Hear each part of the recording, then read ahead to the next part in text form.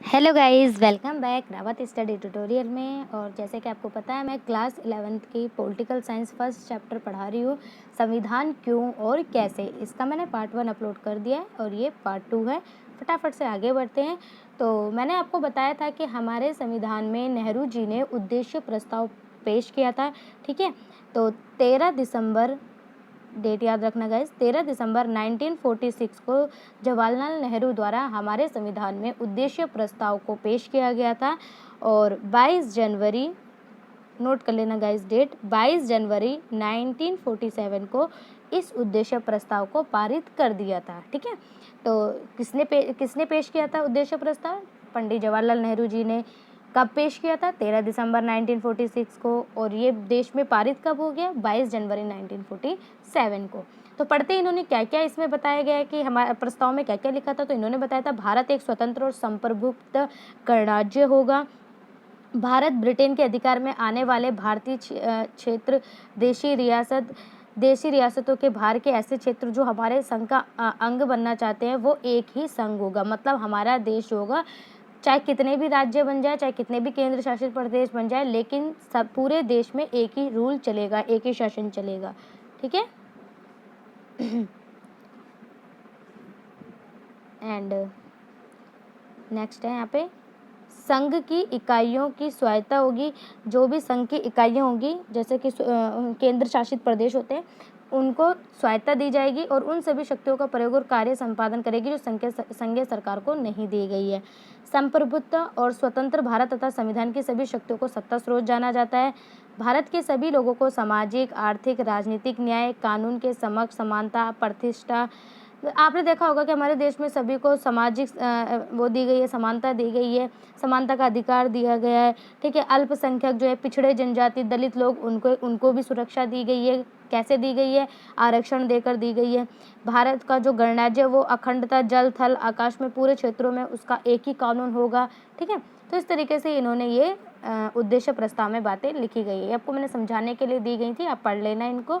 और ये सारी चीज़ें हमारे संविधान में आज इंक्लूड है। Okay guys. और हाँ, उस दिन मैंने बोला था कि मैं आपको वीडियो के एंड में कार्टून बताऊंगी, तो वीडियो लंबी हो गई थी, इस वजह से मैं कार्टून को एक्सप्लेन नहीं की थी। इसलिए मैं यहाँ इसी वीडियो में आपको इस कार्टून को बता देती हूँ ये क्या है। तो जो बीच में जो व्यक्ति हैं, ये है पंडित जवाहरलाल नेहरू जी, ठीक है।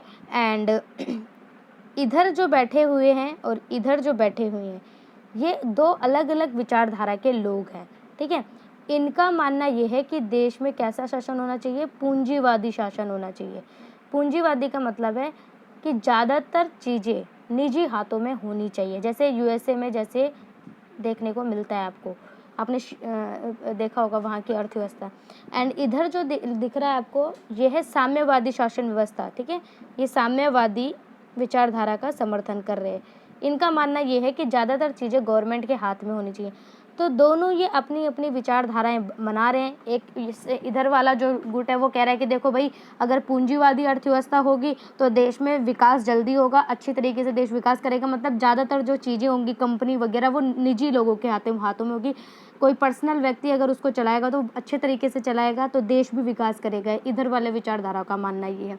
और जो इधर वाले बैठे हुए हैं साम्यवादी विचारधारा के लोग, इनका मानना ये है कि देखो भाई, जो निजी लोग हैं वो अच्छे से काम नहीं कर पाएंगे, उनके पास इतना पैसा नहीं होगा, एक्सपीरियंस नहीं होगा, इसलिए गवर्नमेंट के हाथ में होनी चाहिए। गवर्नमेंट अपने अकॉर्डिंग काम करेगी, प्रॉफिट भी गवर्नमेंट के पास जाएगा। तो इसलिए अगर हम साम्यवादी शासन व्यवस्था चलाएंगे तो क्या होगा? देश जल्दी ग्रो करेगा। तो ऐसे में जो ये हमारे देश के प्रथम प्रधानमंत्री थे, पंडित जवाहरलाल नेहरू, उनके लिए एक समस्या थी कि भाई दोनों में से किसको चूज़ किया जाए। तो फिर लास्ट में ये निर्णय लिया गया कि कुछ बातें इनकी मान ली जाएं और कुछ बातें इनकी मान ली जाएं। तो इस तरीके से दोनों की बातें मिलाने पे हमारे देश में जो शासन अर्थव्यवस्था अपनाई गई थी, वो अपनाई गई है मिश्रित अर्थव्यवस्था। कुछ चीज़ें गवर्नमेंट के हाथ में, जैसे आपने देखा होगा रेलवे हो गया, ठीक है। और अगर आप बात करूँ कि कुछ चीज़ें जो हैं आपके गवर्नमेंट निजी लोगों के हाथ में, जैसे आप देख सकते हो स्कूल वगैरह हो गए, पेट्रोल पंप वगैरह हो गए। पेट्रोल पंप कमर्शियल में भी आ जाते हैं और निजी लोगों के हाथ में आ जाते हैं। हॉस्पिटल देख लो आप, कुछ आप गवर्नमेंट के अधीन आते हैं, गवर्नमेंट का हॉस्पिटल है, कुछ प्राइवेट लोगों के हॉस्पिटल है, निजी हॉस्पिटल है। तो इस तरीके से मिलजुल कर काम चल रहा है, इसीलिए मिश्रित अर्थव्यवस्था नाम दी गई है, ठीक है। एक और चीज़ देख लेते हैं। कई बार एक क्वेश्चन आता है कि भारतीय संविधान को उधार का थैला क्यों कहा जाता है। कुछ भी क्वेश्चन आ सकता है कि भाई उधार का थैला हो गया, या फिर हमने अदर देशों से क्या क्या प्रावधान लिए गए। तो इस तरीके से हमारे संविधान को उधार का थैला भी कहा जाता है, क्योंकि हमारा संविधान एक ऐसा संविधान है जिसने अन्य देशों से कुछ ना कुछ उधार ले रखा है। जब संविधान बन रहे थे तो जैसे अमेरिका के संविधान से हमने मौलिक अधिकार ले लिए, हमारे संविधान में मौलिक अधिकार हैं। सोवियत संघ से हमने मौलिक कर्तव्य ले लिए। दक्षिण अफ्रीका से हमने अपने संविधान में संशोधन कैसे करना है वो प्रक्रिया ले ली। आयरलैंड से हमने राज्य के नीति निर्देशक तत्व ले लिए। ब्रिटेन से हमने सर्वाधिक मत के आधार पर चुनाव जीतना एंड संसदीय प्रणाली जो है, जिसको ज़्यादा वोट मिलेंगे वही क्या होगा, नेता बनेगा। तो ये सारे अलग अलग देशों से अलग अलग प्रावधान हमने लिए गए हैं। कई बार ये भी पूछ लिया जाता है कि मौलिक अधिकार कौन से देश से लिया गया है, अमेरिका से लिया गया है। राज्य के नीति निर्देशक तत्व कौन से देश से लिए गए हैं, आयरलैंड से लिए गए हैं। संसदीय प्रणाली कौन से देश से ली गई है, ब्रिटेन से ली गई है। स्वतंत्रता, समानता, बंधुत्व का नारा कौन से देश से लिया गया है, तो फ्रांस से लिया गया है। कनाडा से लिया गया है। सशक्त केंद्रीय सरकार, जो हमारे दो स्तर पे सरकार है ना, राज्य सरकार, केंद्र सरकार, सेंट्रल गवर्नमेंट, स्टेट गवर्नमेंट, तो ये वाला विचार जो है हमारे संविधान में कनाडा से लिया गया है। ऑस्ट्रेलिया से हमने ली गई है भाषा समवर्ती सूची, केंद्र राज्य के बीच शक्तियों का विभाजन, मतलब सारी शक्तियाँ केंद्र को नहीं दी गई हैं, कुछ शक्तियाँ राज्य के पास है, स्टेट के पास, कुछ सेंट्रल गवर्नमेंट के पास है। तो ये जो पावर का डिवाइड कर रखा है, विभाजन कर रखा है, वो कहाँ से लिया गया, ऑस्ट्रेलिया से ली गया। इमरजेंसी जो है वो कहाँ से ली गई, वो जर्मनी से ली गई। तो इस तरीके से अलग अलग देशों से अलग अलग प्रावधान लिया गया है। टाइम पड़ने पे हम अपने संविधान में चेंजेस कर सकते हैं, ठीक है। और हमारा जो संविधान है एक जीवन दस्तावेज है। इसे जीवन दस्तावेज इसलिए कहा जाता है क्योंकि जब इसे लागू हुआ था तब यह सफलतापूर्वक चल रहा था। और एक और चीज़, हमारे संविधान में राज्य के 3 अंगों में डिवाइड कर रखा है पावर। आपने देखा होगा, विधायिका, कार्यपालिका, न्यायपालिका, ठीक है। ये भी हम आगे पढ़ेंगे, आपके चैप्टर आइए, विधायिका, कार्यपालिका, न्यायपालिका। तो ये सरकार के 3 अंग हैं। अभी आप नाम याद कर लो, बाद में हम इनको डिटेल में पढ़ेंगे कैसे ये वर्क करते हैं, ठीक है। संविधान सभा के सदस्यों की संख्या मैंने आपको फर्स्ट वीडियो में बता दी थी। 389 सदस्य हैं टोटल। 292 सदस्य जो है ब्रिटिश प्रांतों से आए गए थे, और 93 से जो थे वो देसी रजवाड़ों से आए थे। 4 चीफ कमिश्नर प्रतिनिधि थे। तो टोटल जो होंगे आपके 389 सदस्य हो गए जिन्होंने संविधान को बनाने में काम किया था, ठीक है। हैदराबाद एक ऐसी रियासत थी जिसके प्रतिनिधित्व संविधान सभा में शामिल नहीं हुए थे। जब संविधान बन रहा था तो हैदराबाद में जब राजा थे निजाम, वो शामिल नहीं हुए थे, उनका कोई भी प्रतिनिधित्व वहाँ से शामिल नहीं हुआ था। भारतीय संविधान की प्रस्तावना में पंथ निरपेक्षता, सामाजिक, आर्थिक, राजनीतिक न्याय, अभिव्यक्ति की स्वतंत्रता, धार्मिक स्वतंत्रता, समानता, राष्ट्रीय एकता, भारतीय गणतंत्र के मुख्य उद्देश्यों को शामिल किया गया है। अगर आप अपनी पॉलिटिकल साइंस की बुक ओपन करोगे तो आपको फर्स्ट पेज में ही आपको ये सारी चीज़ें, जब आप देखते हो प्रस्तावना करके, हम भारत के लोग, ऐसे उसके हेडिंग लाइन शुरू होती है, तो वो भी आप देख सकते हो, प्रस्तावना का पेज है वो।